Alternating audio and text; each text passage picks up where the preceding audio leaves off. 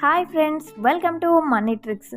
నన్ను ఈ మధ్య కాలంలో ఎక్కువ మంది మార్నింగ్ ఈవినింగ్ అంటే ఏదో ఫ్రూట్స్ జ్యూసెస్ తాగి మేనేజ్ చేసిన వెయిట్ లాస్లో కానీ ఆఫ్టర్నూన్ ఏం తినాలి, ఏం తింటే బెటర్ అని చెప్పేసి అడుగుతున్నారనమాట. సో అలాంటి వాళ్ళ కోసమే ఈ సొరకాయ రోటీ అనమాట. సొరకాయ ఎలా అంటే ఒక లేత సొరకాయని తీసుకొని పైనంగా చెక్కు తీసేసి మీకు కావాల్సినంత అమౌంట్లో సొరకాయ ఇట్లా కొబ్బరి గీర దాంతో గీరి ఒక బౌల్లో వేసుకోండి. అందులో కొంచెము ఒక 2 హ్యాండ్ఫుల్స్ గోధుమ పిండి, ప్యూర్ గోధుమ పిండి, మనకు బయట ప్యాకెట్స్లో దొరికేది కాకుండా మనకు గోధుమలని ఆడిచ్చి పట్టి తీసుకొచ్చినటువంటి గోధుమ పిండిని ఇలా వాటర్, అందులో సొరకాయలోనే వాటర్ ఉంటుంది. సో మీకు ఎక్కువ వాటర్ బట్ట ఒకవేళ పడితే ఇంకో 2-3 టేబుల్ స్పూన్స్ పడతాయి.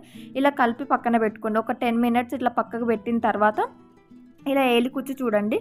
అప్పుడు చాలా స్మూత్గా ఉంటున్నప్పుడు తీసేసి ఇలా పిండి చల్లేసి రోటీలాగా చేసేసుకోండి. మనం ఇందులో సొరకాయ తురుము వేస్తాం కాబట్టి మనకు ఒక కరెక్ట్ షేప్ అనేది రాదు, కానీ చాలా టేస్టీగా ఉంటుంది. ఇది కర్రీలోకి కానీ, మామూలుగా పన్నీర్ కర్రీలోకి కానీ, వంకాయ కర్రీలోకి కానీ చాలా టేస్టీగా ఉంటుంది.